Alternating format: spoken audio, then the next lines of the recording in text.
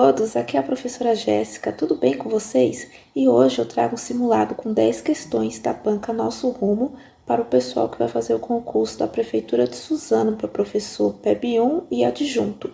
Se você não é inscrito, inscreva-se no canal, deixe o seu like, compartilhe o vídeo para o conhecimento chegar a mais pessoas e ative o sininho para quando tiver novos vídeos você sempre será notificado. Vai ficar na descrição do vídeo também o grupo do WhatsApp para compra da apostila de Suzano. Essa apostila é para os dois cargos, tanto para professor de Educação Básica 1 quanto para professor de Educação Básica adjunto. O conteúdo da bibliografia é o mesmo, tá? Lembrando que é só a parte específica de autores e legislação, não tem português e matemática, tá bom? O valor é R$20, Pix ou depósito bancário. Tem em torno de 471 páginas, arquivo em PDF, eu mando para você no WhatsApp ou e-mail, você escolhe. E eu também mando aqui o sumário para você ver direitinho os conteúdos. E também, no último vídeo que eu fiz, eu expliquei como funciona a bibliografia de Suzano. É uma bibliografia temática. Então, ela indica até alguns autores aqui, como Piaget, Emília Ferreiro, Denival Saviani, Tamava Reis, só que assim, não indica qual livro desses autores vai cair, e outras coisas aqui indica só os temas. Por exemplo, o tema as principais teorias pedagógicas, avaliação e aprendizagem. Eu coloquei os autores que mais caem aí desses temas na maioria dos concursos, tá? Então, foi assim que eu fiz aqui o material, tá bom? E alguns autores de legislação têm algumas questões, mas não são todas, e não são no Nosso Rumo. Agora aqui, com muita dificuldade, porque é difícil achar questões no Nosso Rumo, mas eu consegui achar e eu trouxe 10 questões para você. E esse simulado também vai ficar na descrição do vídeo para download. E, além de Suzano, eu também tenho material, apostila para o concurso de Cajamar, professor de desenvolvimento infantil, e os resumos pré-edital para o concurso de São Paulo, para o cargo de PEIF, do currículo da cidade, e também autores e legislação. Vai ficar também na descrição do vídeo o link do grupo para compra, beleza? Agora vamos lá para o simulado. Conforme a Constituição da República Federativa do Brasil, o dever do Estado com a educação será efetivado mediante a garantia de... Então, ele está pedindo aqui, ó, a garantia para a efetivação da educação conforme a Constituição Federal. Então, a progressiva universalização do ensino médio, seja ele gratuito ou privado, não. Lá na Constituição ele fala universalização do ensino médio, tá? Mas ele não está falando nada de privado. É gratuito, tá? Então, aqui, essa A já está errada. B. Oferta de ensino noturno regular adequadas às condições da instituição de ensino. Não, adequadas às constituições do aluno e daquele aluno trabalhador. Então, a B também não é. C. Acesso aos níveis mais elevados do ensino, da pesquisa, da criação artística, segundo a capacidade de cada um. Essa aqui tá boa, hein?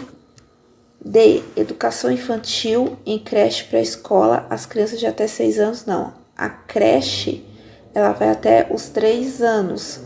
Então, e o pré até os 5, então já tá errado isso aqui. E a E, atendimento educacional especializado aos portadores de deficiência, preferencialmente na rede especializada, não, na rede regular de ensino. Então, a correta aqui, é claro, é a C.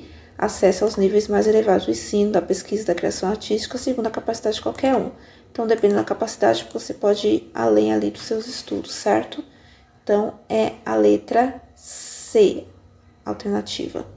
2. Assinar a alternativa correta em relação à educação básica, conforme a Diretrizes e Bases da Educação Nacional, mais conhecida como LDB. Então, aqui ele está pedindo assinar a alternativa correta em relação à educação básica. A educação básica vai de 0 a 17 anos, que engloba aí a educação infantil, o ensino fundamental e o ensino médio. Tem 3 etapas a educação básica, certo? E olha, percebe aqui, a banca Nosso Rumo, aqui nas questões, elas, ao contrário da VUNESP e outras bancas, ela não coloca, segundo artigo tal. Ela joga aí para você e você se vira, não te dá indicação de artigo, não. Então, você tem que entender muito bem as leis, não só decorar artigos para Nosso Rumo. Alternativa A, na 2, né? A escola poderá reclassificar os alunos, exceto quando se trata de transferência entre estabelecimentos situados no país e no exterior, tendo como base as normas curriculares gerais? B. O controle da frequência ficará a cargo da escola, conforme disposto no seu regimento e nas normas do respectivo sistema de ensino, exigida a frequência mínima de 75% do total das horas letivas para aprovação. C. A classificação em qualquer série ou etapa, exceto a primeira do ensino fundamental, pode ser feita por promoção para os alunos que cursam com aproveitamento à série ou fase anterior em outras escolas. D. A carga horária mínima atual será 600 horas, não 800 horas para o fundamental. Então, isso aqui já está errado. E. O calendário escolar deverá adequar-se a peculiaridades locais, inclusive climáticas e econômicas, a critério do respectivo sistema de ensino, com isso podendo reduzir o número, não reduzir jamais, até que uma questão parecida da que eu coloquei semana passada, que era a questão só da VUNESP, aí também está totalmente errada. Então, a gente está aqui entre a B e a C. A ela fala que poderá reclassificar os alunos, exceto quando se tratar de suas referências de estabelecimento de país de ensino, não. Quando é transferência de ensino de outro país, por exemplo, a veio da Bolívia, pode reaproveitar o que ele estudou lá, né, vai fazer uma avaliação e ele pode ser reclassificado, sim. Então, a A está errada.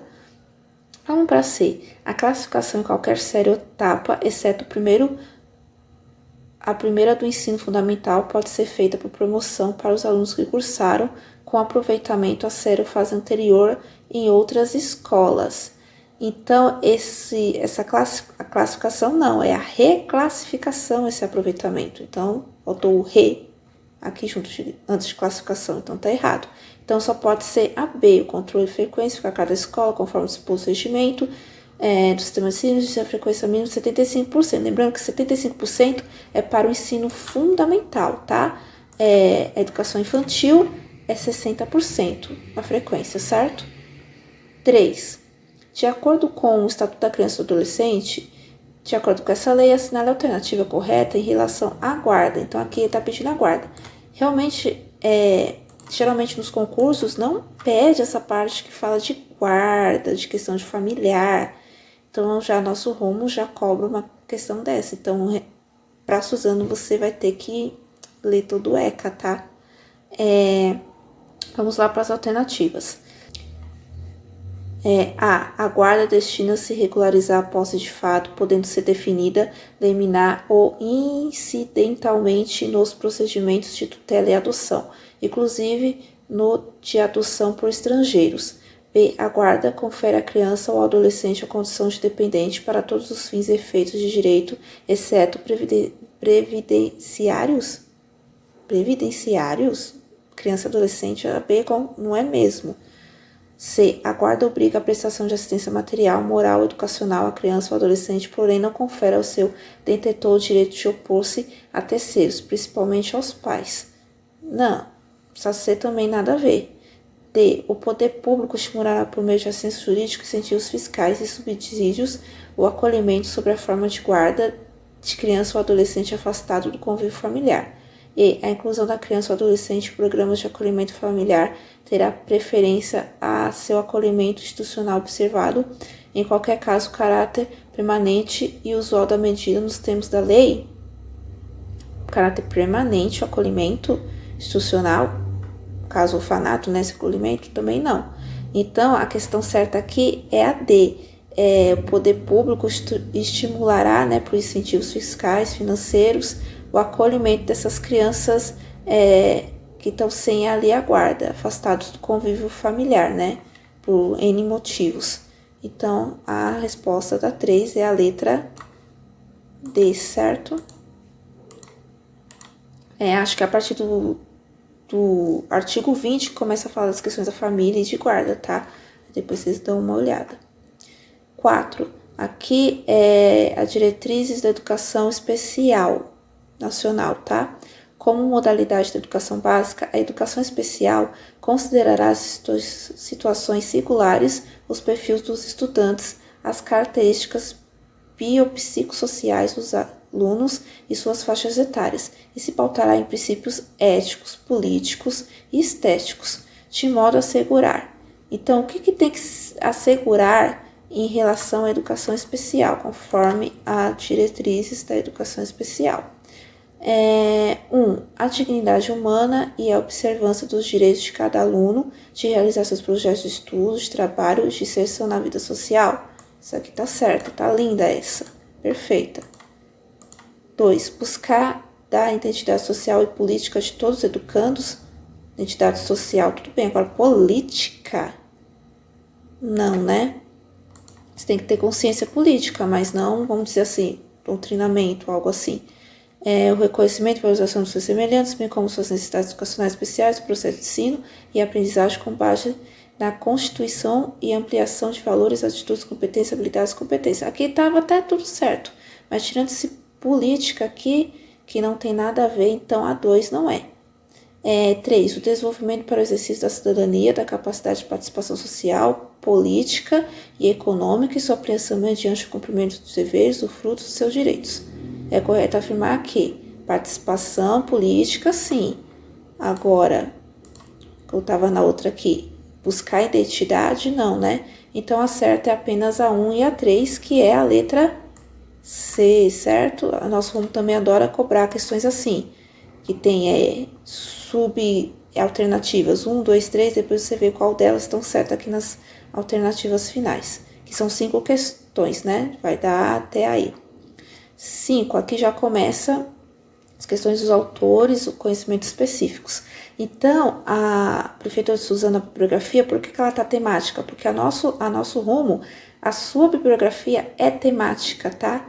Então, ela já cobra assim, dá alguns autores ali, mais um da obra, dá alguns temas, mais um da obra, nenhum dos autores.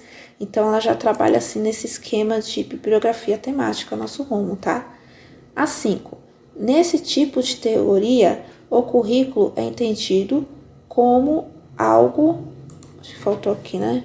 Como algo que gera uma referência de gêneros, colocando-se a favor do reconhecimento das formas culturais dos mais diversos grupos sociais. Essas teorias posicionam-se na busca por um currículo multicultural, identidade, alteridade e diferença. Currículo esse que implica a capacidade de entender, respeitar e apreciar a outra cultura, mesmo essa sendo a cultura diferente. São teorias baseadas nas ideias de aceitação, de prestígio, de familiaridade amigável entre e com as diversas culturas diferentes. Trata-se de teorias, então tá falando aqui sobre currículo. E aqui tá falando que teoria tá ligada à concepção de currículo. Então, seria A, críticas, B, tradicionais, C, pós-crítica, D, convencionais ou E, construtivista? Então, vamos lá. A B não é, tá? Porque é tradicional, ela não vai falar aqui de questões multiculturais, de identidade, de valorizar a diferença. Então, a B, que é tradicional, e D, convencionais, nada a ver. Construtivismo já fala da questão de entender como o estudante aprende, como ele constrói o seu aprendizado. E que não está aqui ligado aqui na concepção que está aqui do currículo. Então, supor crítica e pós-crítica. Crítica, que é ali do viés libertário, né, progressista, lá de Paulo Freire, né, que encabeça, ele fala da questão da escola, o professor ser o mediador e ter o diálogo com o estudante e valorizar os conhecimentos prévios do estudante para a transformação social. A pós-crítica, ela vai além, ela defende as multiculturalidades, defende que tem que ter essa junção dos conhecimentos também científicos, não que na crítica progressiva não fale isso, sim, mas na pós-crítica, que encabeça Demival Saviani, ela é mais enfatizada. Então, a questão 5, a alternativa correta é a pós-crítica, certo? Aliás, a banca Nosso Rumo adora cobrar muitas questões em relações a tendências pedagógicas, então é bom vocês estudarem bem todas as tendências pedagógicas, tá? 6. De acordo com Paulo Freire, em Pedagogia da Autonomia, é correto afirmar que ensinar pode ser escutar no tratamento do objeto ou do conteúdo. B. Ensinar não existe necessariamente rigorosidade metodológica? Não, muito para contrário. E. Paulo Freire bate na tecla dessa rigorosidade metodológica. E não de ser rigoroso, ser autoritário. Não, é de você ir para sua aula com seu planejamento, você ter estudado aquilo que você vai ensinar, ter planejamento, ter didática, ter organização. E essa é a rigorosidade do trabalho do professor que ele fala. Se há uma ruptura na distância entre a ingenuidade e a criticidade, o saber de pura experiência feito e o que resulta do procedimento metodologicamente rigorosos, de pensar certo do ponto de vista do professor não implica referências ao senso comum? Ou E, não há ensino sem pesquisa e pesquisa sem ensino. A resposta correta é a letra E, que é uma das palavras-chave de Paulo Freire.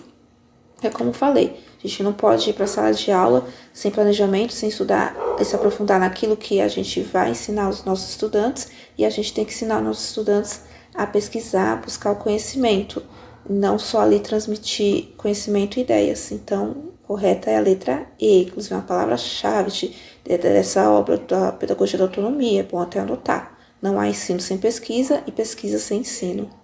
7. Emília Ferreira esquematiza algumas propostas fundamentais sobre o processo de alfabetização inicial. Então, aqui a gente está falando da autora argentina Emília Ferreira, que está lá em Suzano, tá? Cobrado. E ela fala sobre a psicogênese da língua escrita, certo? E da alfabetização. Então, vamos lá. A1 é restituir à língua escrita seu caráter de objeto social. Então, aqui ela está pedindo Emília Ferreira esquematiza algumas propostas fundamentais sobre o processo de alfabetização inicial. Alfabetização inicial. É o que está pedindo na questão. Então, A1, restituir à língua escrita seu caráter de objeto social. 2, desde o início, após a pré-escola, é aceito que todas as escolas podem produzir e interpretar a escrita, cada qual seu nível? Cada escola faz o que quer? Não, né? 3, não se pode imediatamente ocorrer correção gráfica, nem correção ortográfica. 4, não se supervalorizar a criança, supondo que de imediato compreenderá a relação entre a escrita e a linguagem. É correto afirmar que. Então, vamos lá. A1, ela está correta, restituir a escrita em seu caráter objetivo social, por isso que além da alfabetização, a gente tem que garantir o letramento, que é o uso social da língua escrita, né? Então, a 1 está correta, a 2 eu já falei que está errada, porque cada escola vai fazer o que quer. 2, não se pode imediatamente corrigir a correção gráfica nem correção ortográfica. Isso, não se pode corrigir, porque ela se baseia no construtivismo. Construtivismo, você tem que verificar as hipóteses que os estudantes usam para a criação do conhecimento. Então, primeiro você vai ver as hipóteses, por isso tem a sondagem até, e depois você vai planejar os caminhos para elevar o nível de escrita dos estudantes. Daí depois que você vai corrigir para a elevação, mas em primeiro momento não. Então a 3 está correta. E a 4, não supervisar a criança, supondo que de imediato compreenderá a relação entre a escrita e a linguagem. Realmente ela já não vai chegar no primeiro ano já escrevendo. Então realmente a 4 está correta. Então a resposta certa é a C. 1, 3 e 4. Deixa eu marcar aqui. É a nossa resposta certa.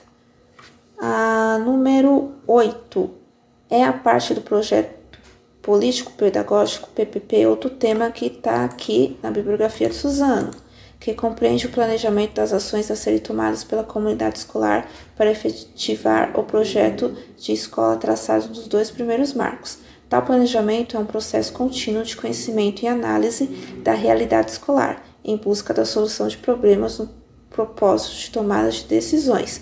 Então, aqui, o PPP ela é um processo contínuo de conhecimento e análise da realidade escolar em busca da solução de problemas no propósito de tomada de decisão.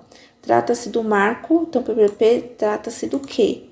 PPP a gente escreve um projeto político-pedagógico, é um projeto de longo prazo, né? Tem duração de 2 anos, de acordo ali com as necessidades da escola, o que você vai propor de conteúdos curriculares, projetos, enfim.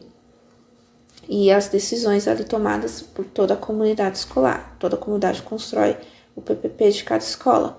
Então, trata-se de marco conceitual, operacional, situacional, estratégico ou básico. Básico não é. Conceitual não.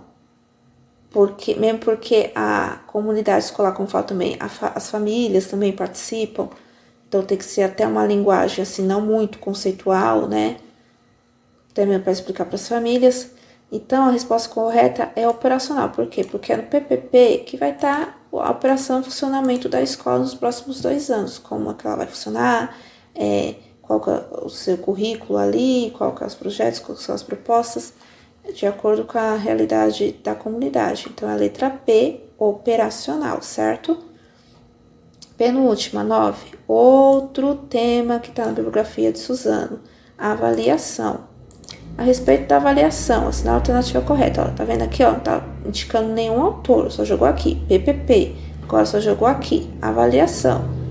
Então, você vai ter que focar muito ali na concepção dos temas, ler os autores clássicos que falam dos temas.